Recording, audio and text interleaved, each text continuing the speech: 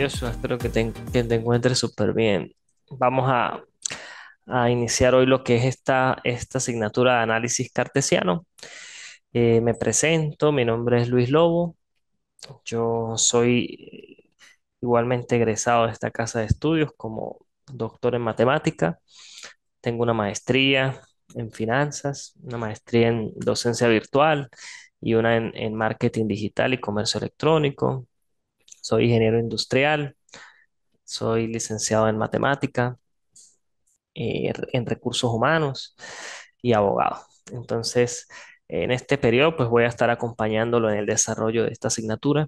Muy interesante, un poco filosófica. Por eso primero ustedes inician viendo de cierta manera lo que es filosofía de la matemática, la parte luego epistemológica, y vamos entonces a reflexionar un poco sobre ese pensamiento cartesiano y la vinculación que pueda tener sobre todo con nuestra parte de investigación. Cuando nosotros estamos ya en este Buenísimo. doctorado, es importante ir pensando en nuestra tesis doctoral. Sí, es sumamente importante tener una idea de investigación, que es como inicia todo este proceso. Decir, bueno, yo quiero irme por esta línea o quiero investigar esto, quiero crear X modelo, ¿no? Porque generalmente nosotros en la parte matemática, pues nos vamos hacia modelos matemáticos, ¿no? Pero no necesariamente podemos encasillarnos allí. También es importante, de cierta manera, crear, ¿no? O proponer algunas aproximaciones teóricas que se puedan vincular dentro de esta área. Entonces, Joshua, le dejo esa primera tarea por allí, es pensar o, bueno, si ya lo tiene excelente, sobre qué pienso hacer en mi tesis doctoral. Porque una de las actividades que vamos a hacer en esta materia es eso, ¿ok? Y se va a realizar así el feedback en clase, ¿ok? Entonces, bueno, Y aquí ya están una matriculados. consulta sobre Ajá, ello, profe, disculpe el corte. Ahí no sé si tendrán un documento que bueno, en mi caso, digo, me podrían facilitar, por ejemplo, saber sobre el abordaje de qué líneas de investigación o qué investigaciones son como que las más recurrentes o donde se ha estado especializando el campo docente y los recientes egresados. de Me interesaría matemáticas, sí. bastante para, no, finalmente no como para sesgar lo que mi interés de investigación, sino entender cómo está ahorita justamente la onda, ¿no? De los últimos egresados y ver justamente cómo, hacia qué campo o qué aplicación le han dado, ¿no? En lo particular, yo soy también de matemática, pero me dediqué más a la matemática aplicada, al mundo de la investigación de operaciones, ¿no? Con los diversos modelos que pueden aplicarse al marketing, a las ciencias sociales, a la ingeniería. Y en el mundo de la docencia, pues también a cargo de ciertas materias. También, como usted, me dediqué a otras áreas de estudio y de Ujú. investigación. También en el marketing, también en la gerencia, en las telecomunicaciones, donde actualmente laboro. La educación no lo he dejado para nada y recientemente un doctorado en la Universidad de Yacambú, aquí en Venezuela también, en Barquisimeto, a distancia. Bueno, ahí me costó muchísimo, como ustedes saber que cuando uno es un numérico y trata de hacer una investigación cualitativa, es súper rudo, Sí, pero me atrajo sí, muchísimo. es Yo dije interesante, muy interesante. cómo no, incluso cómo hasta no vincularlo al campo matemático, una investigación cualitativa o una Ujú. investigación mixta, ¿no? Entonces, Sí, con todo ello sí, ayuda a perfilar muchísimo desde ya. Sabe que usted como yo, que hemos visto varias instituciones, tienen sus sí. metodologías, tienen más o menos sus ritmos, pues. Entonces, interesante, profe, y agradecido, en este caso, la frescura y la disposición que se nota desde ya de su parte. Tuve una pequeña clase con el doctor Cristóbal, creo, en la mañana, Ajá, ajá, sí. un primer acercamiento donde, claro, ahí había unos compañeros Sí, adicionales como para entender las programaciones, los tiempos, porque de verdad estoy perdidísimo. Pero ah, ok. entonces me imagino igualito hoy repasaremos ciertos Sí, puntos, además de la temática. claro, claro. Y además, bueno, yo trabajo acá, soy el coordinador de control de estudio, entonces cualquier duda que le pueda estar apoyando en Mucho esa mejor área, todavía. pues mucho mejor, sí. Y lo que usted dice es correcto. Yo pues también soy más de esa parte de la matemática aplicada. De por sí, mi tesis doctoral fue un modelo matemático en lo que es la teoría financiera. Entonces logré relacionar la inflación, el flujo de caja libre y la rentabilidad de un sector de empresas y crearles un modelo, pues, que les permita calcular cualquiera de las tres variables, ¿no? Y para ello, pues, me fundamenté en un enfoque complementario, o sea, también hice lo cuantitativo y lo cualitativo para triangular y generar algunas teorías allí. Entonces, así como usted lo indica, muy Buenísimo. interesante porque yo tampoco había trabajado en lo cualitativo en en ninguno de mis estudios y fue aquí cuando empecé a ver cómo era ese proceso de triangulación, entrevista, el sistema de categorías y bueno, Ujú. pero muy beneficioso ver cómo realmente le otorga también rigurosidad científica a la parte del modelo, en este caso, ¿no? A mi modelo. Entonces, no, este, Exacto. pues quería mostrarle por allí, aquí está lo que es la parte de las líneas de investigación de nosotros, ¿no? Propiamente. Generalmente estamos en lo que es el análisis matemático dentro de la línea de este doctorado. Hay una también en la parte de mercadeo, marketing y publicidad, ¿sí? Pero vamos a revisar esta parte de análisis matemático. En lo que es análisis matemático, puedes irte por la parte de la enseñanza del cálculo y el análisis. Te puedes ir por los entornos tecnológicos del aprendizaje de la matemática, te puedes ir por la formación, por el pensamiento lógico matemático, por la didáctica, por la matemática y su vinculación con las ciencias básicas, por la economía y matemática, que fue mi caso, ¿no? Por la resolución de problemas en cualquier índole, por la lógica matemática y su vinculación con las áreas del saber, por la geometría riemanniana y el espacio, por lo que es la topología diferencial y su aplicabilidad, y la historia y epistemología de la matemática. Esas son las áreas específicas que tenemos dentro de este doctorado. Las que te mostraba en lo que es marketing, en tu caso, puedes vincularlas, ¿no? Por ejemplo, igual está e-business y sistema corporativo de gestión, medios digitales, el marketing turístico y de entretenimiento, marketing sustentable, el social media y community manager, el móvil marketing, publicidad en medios digitales, estrategias de negocios, globalización e integración de mercados, el mercadeo propiamente en general y la estrategia de marketing y planificación, ¿no? Esas serían nuestras líneas más o menos, ahí a grosso modo para darle una introducción a esto. Perfecto, no, no, buenísimo. Porque yo, bueno, desde el pregrado en lo particular, me llamó mucho la atención la matemática aplicada, como bien comenta, a veces salimos de la cajita que finalmente la formalidad científica que propiamente dispone la matemática y verlo también en los diversos campos de acción, ¿no? Y lo que Exacto. Ujú. actualmente me gustaría enfocarlo, quién sabe, a veces son las ideas iniciales y capaz se concretan como un conjunto, un grupo, un universo o una batería de modelos matemáticos Ujú. aplicados al marketing, pero vigentemente, ¿no? No es lo que, por ejemplo, yo en algún momento en una electiva llevé un modelos matemáticos aplicados a la mercadotecnia. Ujú. Era una sola materia, pero sería interesante refrescar y en lo que me he Claro. venido ahorita viendo y interesante poder vincularlo para, como indica la triangulación, poder hacer un Ujú. enfoque mixto, sería súper, súper Sí, interesante, ¿no? sí. Ya va a este Y nivel que que lo no se puedas limita a contextualizar, que tú lo puedas contextualizar, exacto, porque a veces hay modelos que son muy generales y cuando decimos, ay, ¿cómo exacto, hago para introducir esta variable? No, no, para eso no sirve.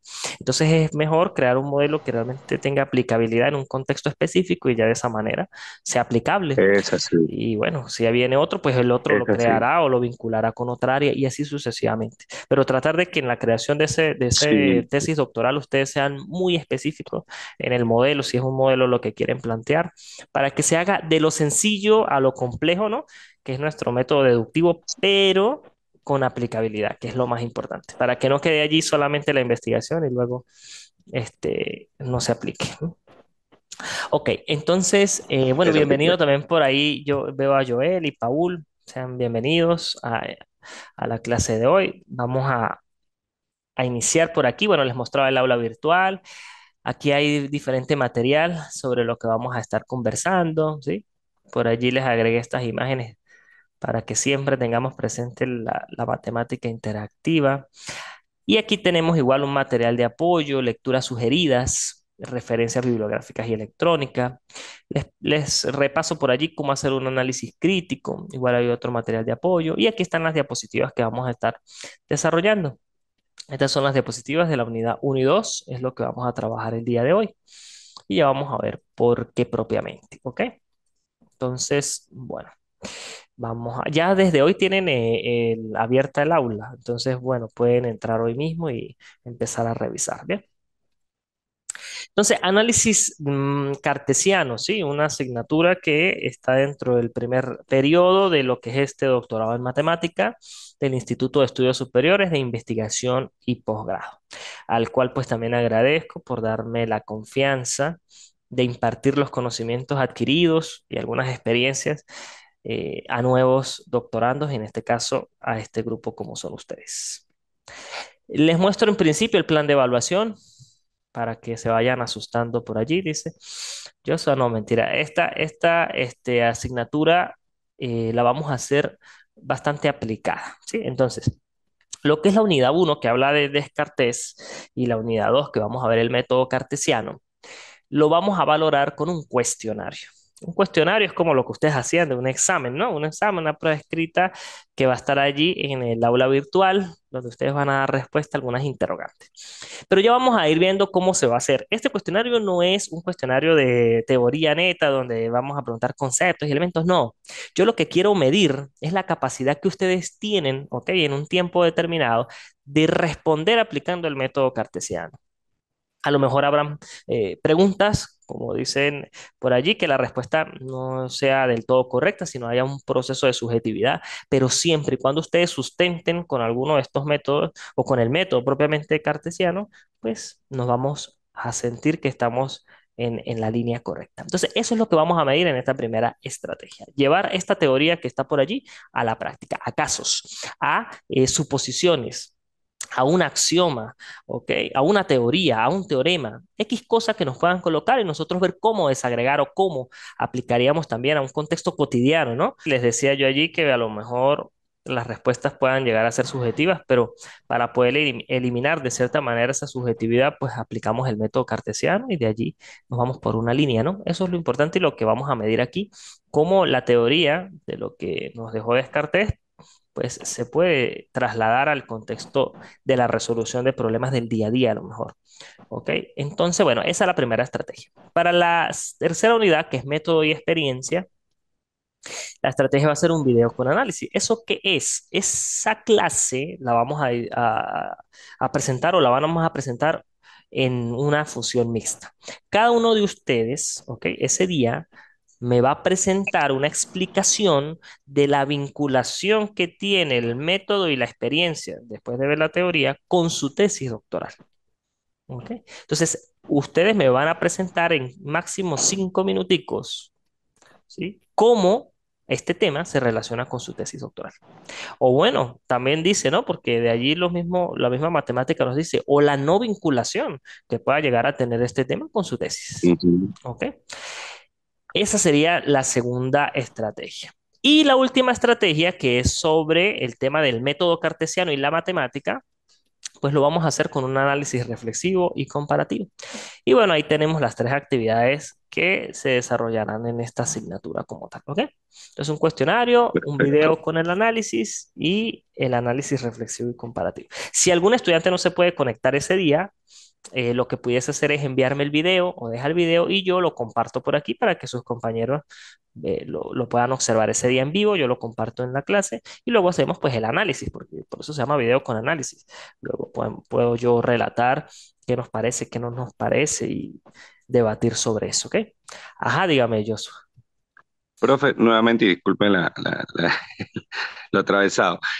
La última actividad del análisis reflexivo y comparativo sería un trabajo tipo ensayo o No, más un qué análisis, tipificación. sí. Cuando Bueno, hacemos el ok, análisis reflexivo, la estructura es mucho más libre, pero la idea es tomar citas y cada una de esas citas darle una visión propia. Entonces yo coloco la correcto, cita de lo que yo digo y usted me va a reflexionar diciendo, ¿está de acuerdo, no está de acuerdo? ¿Lo ha visto, no lo ha visto? ¿Lo mejoraría, no lo mejoraría? perfecto, O, por eso también es comparativo, o lo compara entre dos autores, ¿ok? Lo que cada uno relata y luego usted se va por uno de ellos.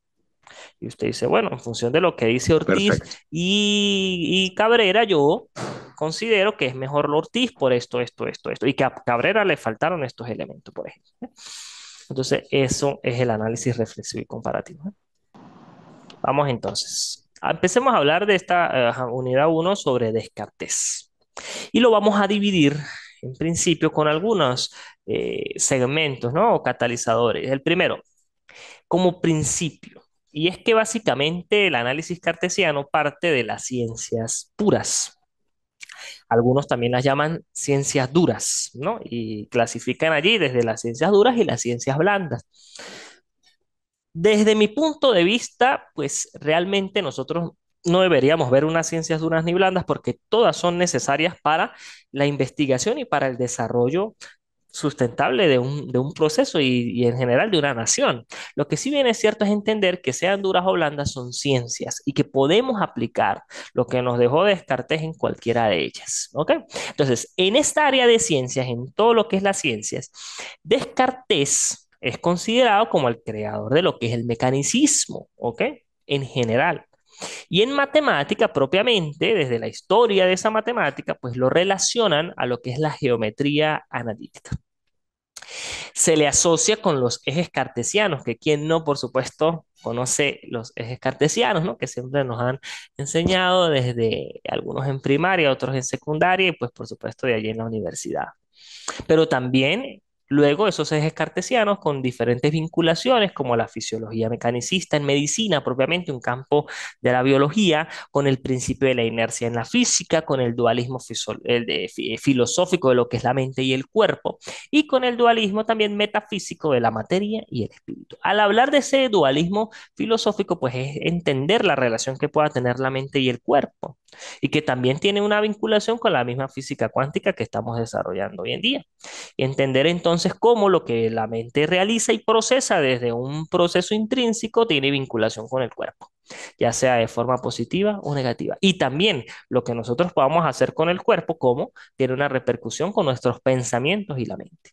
Y ya el dualismo metafísico entonces viene hacia ese aspecto espiritual que es intrínseco también y lo tangible que es la materia, ¿no? Ahora, desde Dios y cómo se ve propiamente desde la visión de Dios.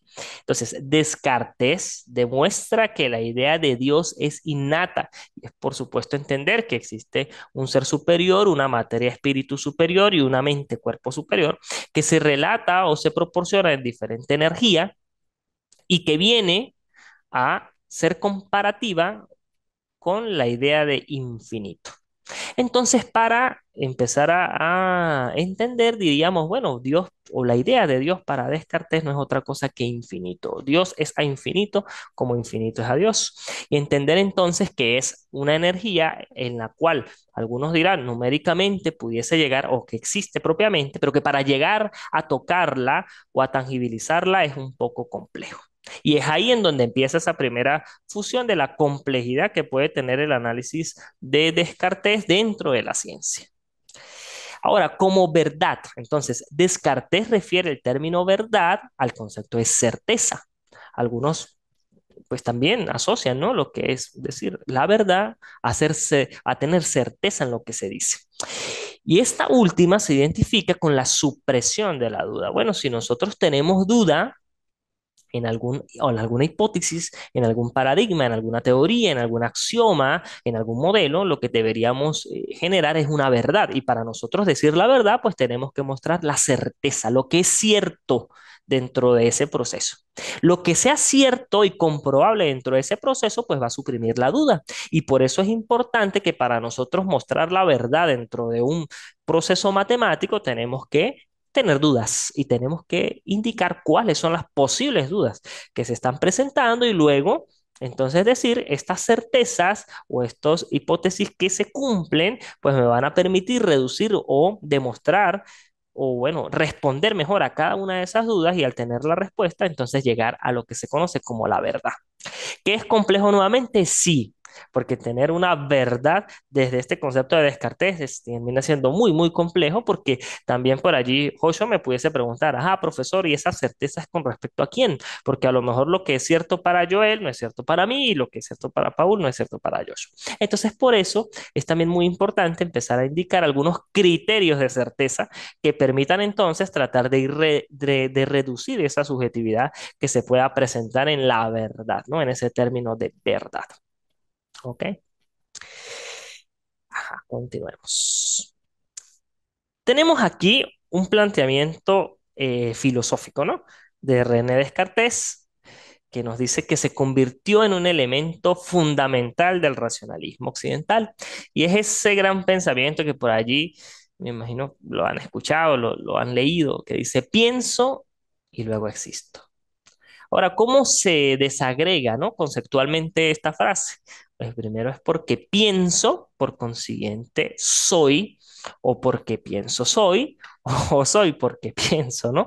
Entonces, es darle una vinculación de que para yo poder existir debo tener pensamiento, y tener pensamiento significa que debo tener mente, y si tengo mente, lo veíamos anteriormente, eso me lleva a un cuerpo, a algo físico, pero también ese cuerpo puede verse desde la metafísica como lo espiritual y lo corporal o la mismo mental.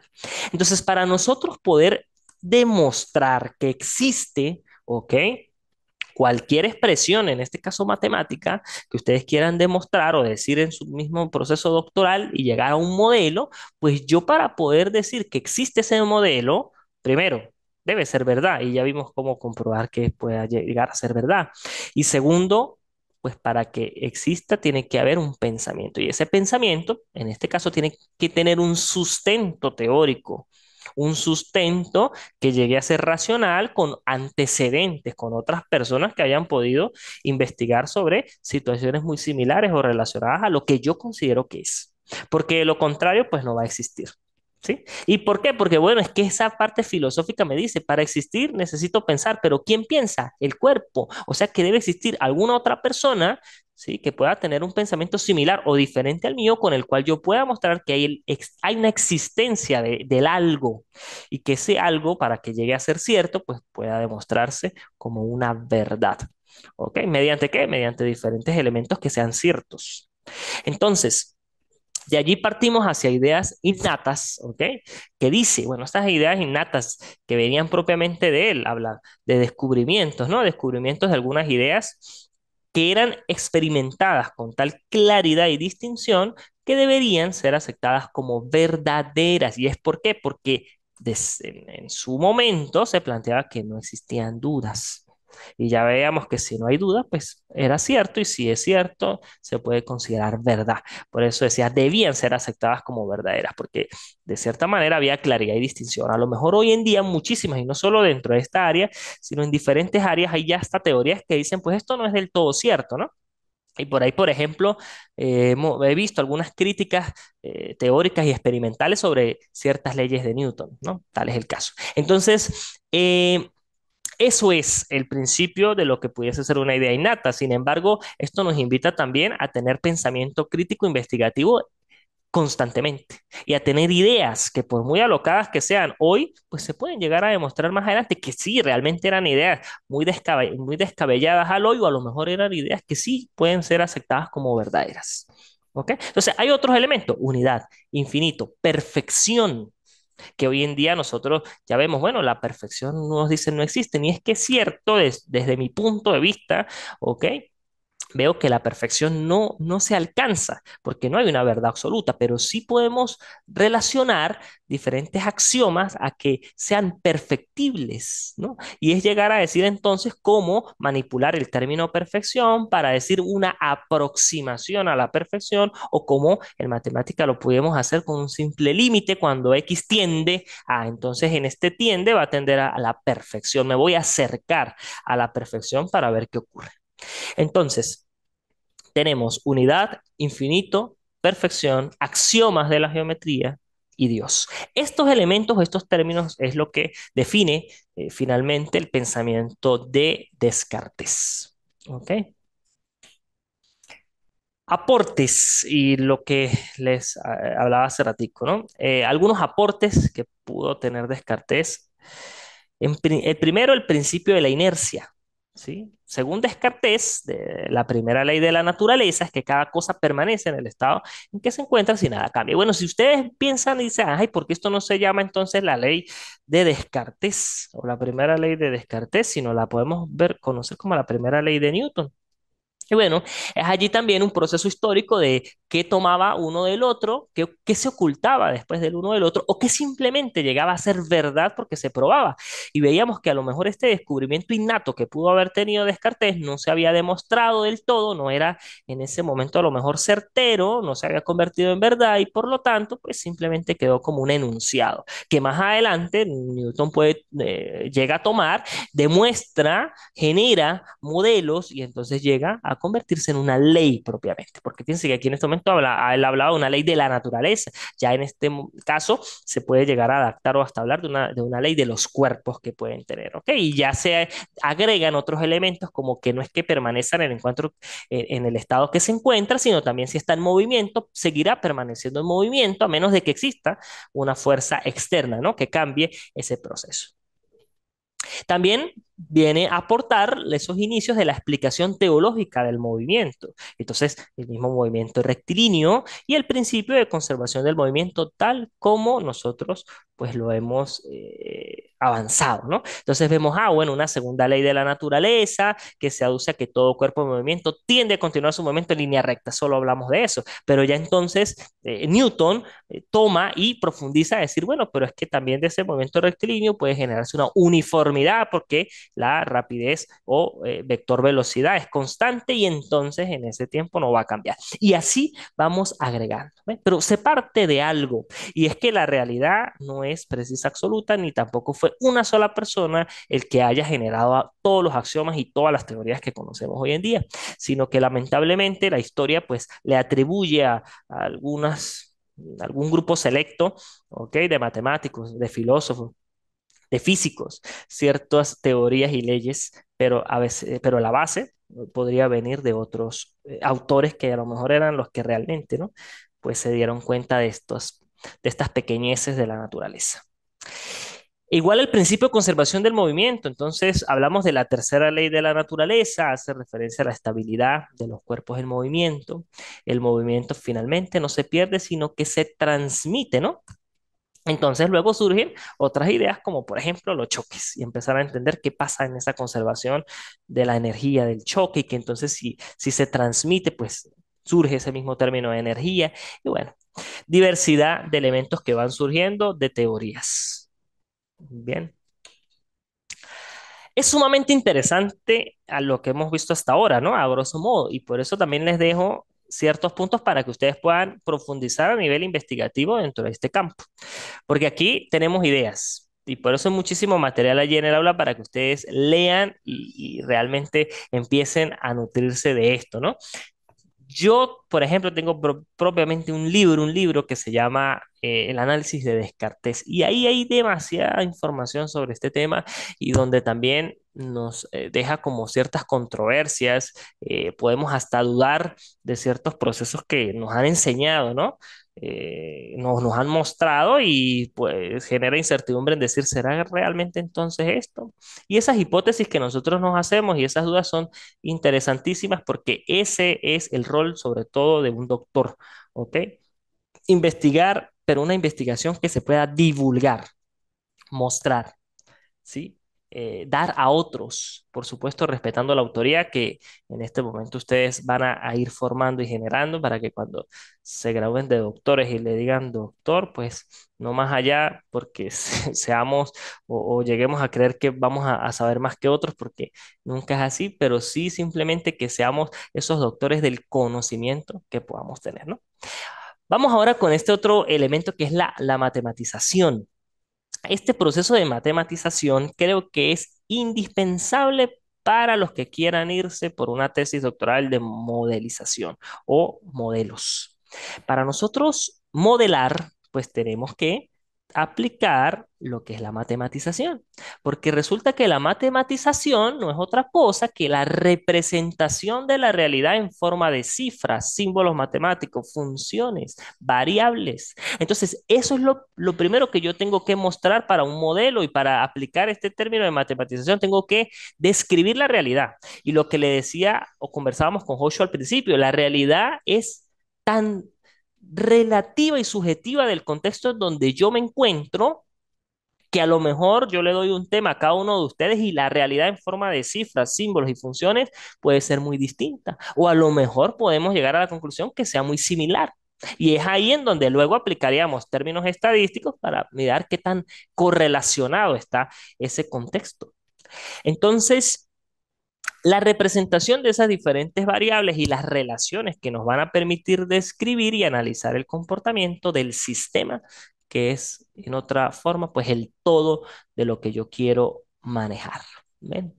Entonces eso, el método que nosotros aplicamos para modelar inicia desde el ámbito filosófico por Descartes con la matematización, porque no creo que no haya ningún proceso en el cual no se represente la realidad o no se pueda representar la realidad en alguna cifra, símbolo o función.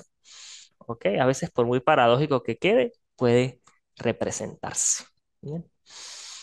Ok, esto también nos conlleva, en principio, a que Descartes, pues, quería hacer de la filosofía un conocimiento científico del yo y del mundo.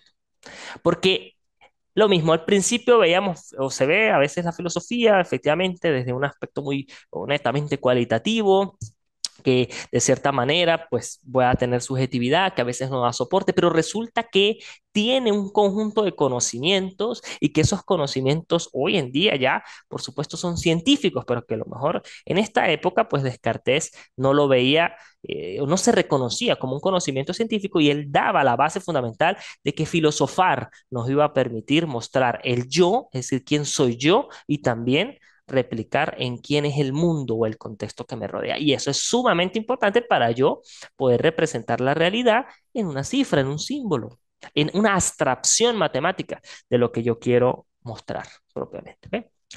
Segundo, Descartes opinaba que la filosofía debía copiar el modelo metodológico. ¿Y es para qué? Pues para tratar de eliminar ese sesgo paradigmático de lo cualitativo y decir, bueno, es que en la filosofía hay muchísimo conocimiento científico. Pero ahora, ¿cómo lo sustentamos? ¿Cómo convenzo yo a un matemático de esto? Bueno, apliquemos un modelo metodológico matemático y probemos. Entonces es donde viene, claro, van a surgir muchísimas dudas dentro de este proceso filosófico, pero ¿cómo las vamos a eliminar? Modelo metodológico matemático.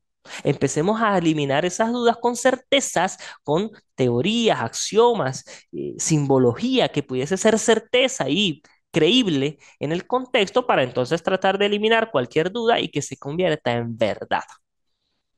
¿Ok? Y por último, pues tener un poder de la racionalidad matemática para conocer la realidad.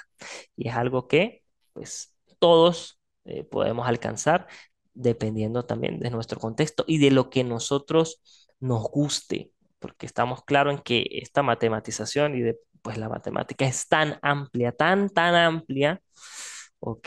Que yo creo que en todas las áreas del conocimiento que he tenido acceso hasta el día de hoy, le he visto aplicación. ¿Mm?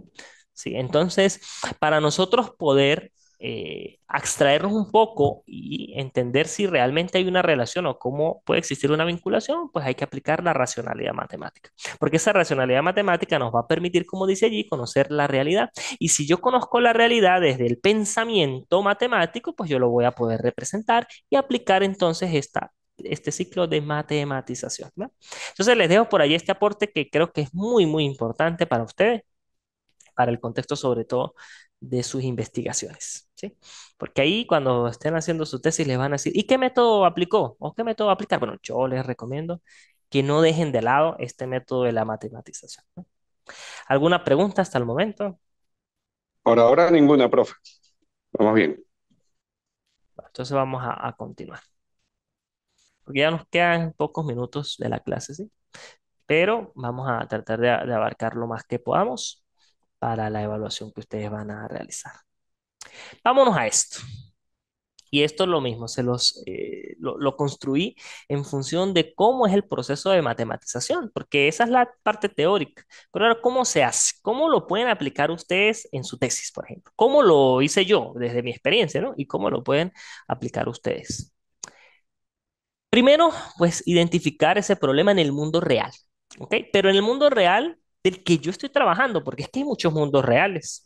Hay personas que a veces dicen, no, pero es que mire, ese pensamiento que tiene X persona, yo no comparto, esa persona como que está en un mundo irreal. Bueno, realmente no hay mundos irreales, hay mundos reales para cada uno y hay contextos específicos para cada uno. Entonces hay que identificar el problema en el mundo real y en el mundo real que yo quiero definir. Y es que por eso la matemática es tan precisa y exacta dentro de sus conceptos y contextos, porque nos permite generar límites, delimitar el problema que yo quiero trabajar. Entonces, dentro de este mundo real y dentro de este problema, pues yo puedo segmentar y decir, yo solo voy a abarcar esta variable, este elemento, y aún así, cuando esta variable tome estos valores o cuando esta variable esté definida para X circunstancias. ¿Ve? Luego de eso y de todos esos elementos, que por supuesto son complejos y tienden a ser complejos, pero de tener una idea general del problema en el mundo real, entonces busco cómo describirlo dentro de un enunciado matemático del problema. Entonces ya lo voy a hacer enunciado, ya le voy a dar esa primera fase de rigurosidad, donde digo, bueno, de todos estos elementos, entonces el problema consiste en determinar, analizar, crear, modelar, simular, y ahí le doy un contexto a ese enunciado. Tercero, entonces ya que tengo el enunciado, y que ya sé más o menos qué es lo que quiero, porque tengo allí una acción que es el verbo en principio, pues voy a seleccionar el modelo matemático que se adapta a esas condiciones, a esas características, a esas variables de estudio.